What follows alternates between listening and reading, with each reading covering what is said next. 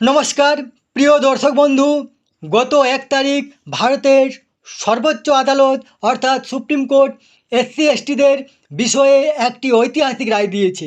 এই ঐতিহাসিক রায়ের মধ্যে বলা হয়েছে বা আদেশ দেওয়া হয়েছে বা অর্ডার দেওয়া হয়েছে যে এসসি এসটিদের মধ্যে কোটার ওপরে কোটা অর্থাৎ সাব ক্যাটাগরি বা উপশ্রেণীতে বিভক্ত করতে হবে এবং তাদের মধ্যে ক্রিমি লয়ার প্রয়োগ করতে হবে এবং সেই ক্ষমতা রাজ্য সরকার হাতে দেওয়া হয়েছে।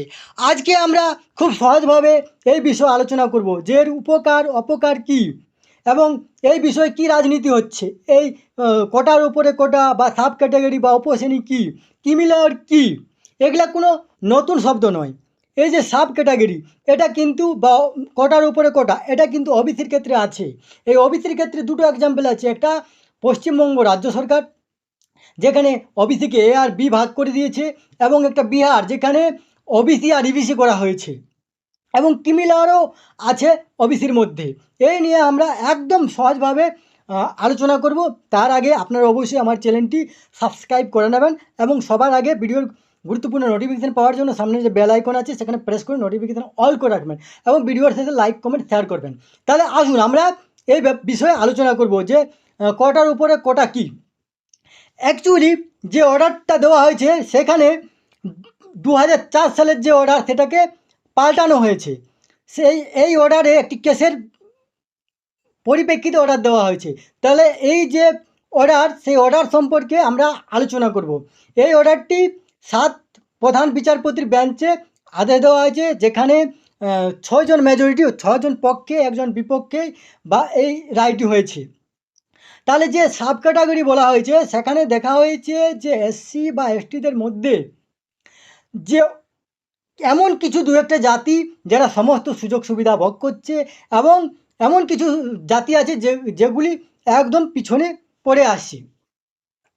তার ফলে সুপ্রিম কোর্ট অর্ডার দিয়েছে রাজ্য সরকার সার্ভে করে এই উপশ্রেণী বা কোটার উপরে কোটা প্রয়োগ করতে পারে এবং ক্রিমিলেয়ার চাপাতে পারে। তাহলে কোটার উপরে কোটা যেটি আমি বললাম যে এই আলোচনাটি যে কোটার উপরে কোটা কী। পশ্চিমবঙ্গে প্রথম ছিল ওবিসি আদার ব্যাকওয়ার্ড ক্লাস, কিন্তু তদানীন্তন বামফ্রন্ট সরকারের যুক্তি হলো যে এই ওবিসির মধ্যে যে মুসলমান সমাজ আছে সেই মুসলমান সমাজ কিন্তু পিছিয়ে আছে, সেই মুসলমান সমাজ কিন্তু ওবিসির কাছে পাচ্ছে না আদার যে জাতিগুলি আছে। তখন বামফ্রন্ট সরকার করলো কি, সেই যে ওবিসির যে সংরক্ষণ সেই সংরক্ষণের মধ্যে কিছুটা সংরক্ষণকে ওবিসি এর মধ্যে ঢুকিয়ে তাদের মধ্যে ফাইট করালো। এটাকে ভাগ করা হলো ওবিসি এ আর ওবিসি বি। তেমনি আবার বিহারে আছে, বিহারের ক্ষেত্রেও কিন্তু ইবিসি আর OBC economically other backward class আর ওবিসি কিছু কিছু কাস্টকে ভাগ করে সেগুলোকে ইবিসি করা হয়েছে। এটাই অবশ্য পশ্চিমবঙ্গের ক্ষেত্রে বিরোধী যে বিজেপি পার্টি আছে তারা বলে যে মুসলমানকে খুশ করার জন্য এটা ভাগ করা হয়েছে। বিভিন্ন যুক্তি দেওয়া হয়েছে বিজেপির ক্ষেত্রে। রুলিং পার্টি সেখানে সেই সময় আপনার যে কমিউনিস্ট ছিল বা এখন তৃণমূল আছে তাদের ক্ষেত্রে বিভিন্ন যুক্তি দেওয়া হচ্ছে। এইখানে যেটা বলা হয়েছে যে এখানেও সেই মতো আপনি কিছু কিছু জাতিগুলিকে এসসির মধ্যে ভাগ করে দেন। এরপরে যেটা কথা হলো ক্রিমিলেয়ার কথার অর্থ হলো যে ওবিসির ক্ষেত্রে একটা কিন্তু নিয়ম আছে যে যার 8 লাখ টাকার ওপর ইনকাম হবে তার ছেলে মেয়ে কিন্তু ওবিসি সুযোগ পাবে না। এখানে আবার উল্লেখ করে দেওয়া হয়েছে, একজন বিচারপতি উল্লেখ করেন যে যার বাবা মা আইএস অফিসার আইপিএস অফিসার বিখ্যাত ডাক্তার তার ছেলে এসসি এসটি সুযোগ পাচ্ছে, সে পাবে না। কিন্তু বলা হয়েছে যে 15% যে এসসি কোটা আছে সেই কোটায় কিন্তু অন্য কেউ ঢুকতে পারবে না, ওবিসিটাও ঢুকতে পারবে না, এসটিরাও ঢুকতে পারবে না, জেনারেল ঢুকতে পারবে না। তাহলে কারা সুযোগ সুবিধা পাবে? যার যার বাবা মা আইএস অফিসার হয়ে গেছে বা আইপিএস অফিসার হয়ে গেছে তার ছেলে সুযোগ পাবে না, যে এসসি ছেলেরা গরিব আছে তারা সুযোগ পাবে। এটাকে এর জন্য ক্রিমিলেয়ার এসটিদের ক্ষেত্রে সেম প্রয়োগ করা হয়েছে। এরপরে আমরা আমাদের এলাকায় বিশেষ করে আমি যেটা দেখছি কিছু কাস্ট আছে, দু একটা কাস্ট যেগুলোর নাম আমি উল্লেখ করব না তাতে খারাপ লাগবে তাদের, সেই সকল কাস্টগুলোর দেখা যাচ্ছে যে তাদের আর্থিক সামাজিক এত উন্নতি যে তারা ব্রাহ্মণকে পর্যন্ত ছাপিয়ে ফেলেছে। পরিবারের প্রত্যেকেই সার্ভিস হোল্ডার এবং খুব উঁচু দরের তাদের অর্থনৈতিক অবস্থা, তার ছেলেও কিন্তু সেই এসটির বা এসসির সুযোগ সুবিধা পাচ্ছে। যেমন এসসির মধ্যেই যেমন আপনার নায়ক বা গোরাত বা যেখানে ঘাসি বলে উল্লেখ করে সার্টিফিকেটে, তাদের অবস্থা কিন্তু একদমই খারাপ। তারা এখনও পর্যন্ত অর্থনৈতিক বলুন, সামাজিকভাবে বলুন, এখনও তেমন চাকরি বাকরি ক্ষেত্রে তাদের কিন্তু পার্টিসিপেট নেই।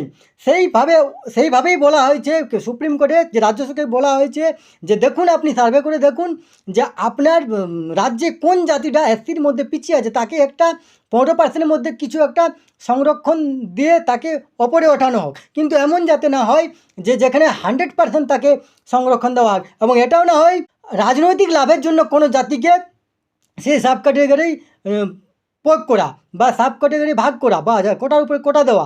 তাহলে কিন্তু সুপ্রিম কোর্ট হস্তক্ষেপ করবে, পুনর্বিচার করবে। এরপরে এসটির ক্ষেত্রেও দেখা যাচ্ছে যে কিছু কিছু এসটিদের মধ্যে কিছু কিছু জাতি যেগুলো কিন্তু আপনার চাকরি বাকরি সব ক্ষেত্রেই তাদের অবদান আছে, কিছু কিছু জাতি, এবং কিছু কিছু জাতি কিন্তু একদম পিছিয়ে আছে, পাহাড় পর্বতে তাদের অবস্থান, তাদেরকে সাব ক্যাটেগরি দেওয়া হয়েছে। এবার ক্রিমিলেয়ার ক্ষেত্রেও সেটাও বলা হয়েছে, ওবিসির ক্ষেত্রে ক্রিমিলেয়ার আছে, সেখানেও বলা হয়েছে। কিন্তু ক্রিমিলেয়ার যদি করা হয় সেখানে অন্য কোনো জাতি ঢুকতে পারবে। ক্রিমিলেয়ার প্রয়োগ করা হয় তাহলে কিন্তু যে যার কোটা আছে সেই কোটার মধ্যেই থাকবে। সাপোজ যেমন ওবিসির ক্ষেত্রে যে ক্রিমিলেয়ার আছে, তাহলে যার 8 লাখ টাকা ইনকাম, উপরে ইনকাম, তার ছেলে মেয়ে সুযোগ পাচ্ছে না, কিন্তু সেই ওবিসি কিন্তু জেনারেল ঢুকছে না, বাকি যে ওবিসি আছে তারা সুযোগ পাচ্ছে। তেমনি এসসি এসটিদের মধ্যে যদি ক্রিমিলেয়ার প্রয়োগ করা হয়, তাহলে সেই ক্রিমিলেয়ার যে যাদের অর্থনৈতিক অবস্থা উন্নতি হয়ে যাবে, অর্থাৎ যার বাবা মা আইএস অফিসার, আইপিএস অফিসার, তার ছেলে সুযোগ পাবে না। কিন্তু যে অর্থনৈতিকভাবে পিছিয়ে এসসি আছে, সেই এসসি আবার সেই ক্রিমিলেয়ার ফলে তারা সুযোগ পাবে। এই রায়ে কিন্তু রাজ্য সরকারের ক্ষমতা দেওয়া হয়েছে। এখানে কিন্তু কোনো নতুন জাতিকে ঢোকানো যাবে না, এর ক্ষমতা কেন্দ্রের। কিন্তু সেই এসসির মধ্যে বা এসটির মধ্যে সাব ক্যাটাগরি করে তাকে ওপরে ওঠা যাবে, সেই ক্ষমতা রাজ্যর হাতে দিয়েছে। কিন্তু সেই ক্ষমতা মিসইউজ বা যদি পলিটিক্যালি কোনো জাতিকে ওঠানো যায়, তাহলে সুপ্রিম কোর্ট হস্তক্ষেপ করে সেটা বিবেচনা করবে। এটা কোটার উপরে কোটা হলো। ক্রিমিলেয়ার যেখানে একটা অর্থনৈতিক যে ইনকাম বাধা থাকবে, যেমন ওবিসির ক্ষেত্রে 8 লাখ, তেমনি এসসি এসটিদের ক্ষেত্রে কিছু একটা ইনকাম দেওয়া থাকবে। সেই ইনকামের উপরে যদি ইনকাম হয়, তাহলে ওর ছেলেমেয়ে সুযোগ পাবে না চাকরি বাকরির ক্ষেত্রে। কিন্তু ওই 15%ই থাকবে সাব ক্যাটাগরি। ক্রিমিলেয়ার ক্ষেত্রে 15% যে আছে, সে 15%-এর মধ্যেই কিন্তু আবার অন্য কেউ ঢুকতে পারবে না। সাব ক্যাটাগরি হলে সাব ক্যাটাগরি বা জাতির উপর জাতি যদি করা, কোটার উপরে কোটা যদি করা হয়, তাহলে কিন্তু ওই 15%-এর মধ্যে একটা পার্সেন্টেজ সেই সাব ক্যাটাগরি করে বা কোটার উপরে কোটা করে কিছু জাতিকে ওপরে ওঠাতে হবে। এই দুটি ঐতিহাসিক রায় দিয়েছে।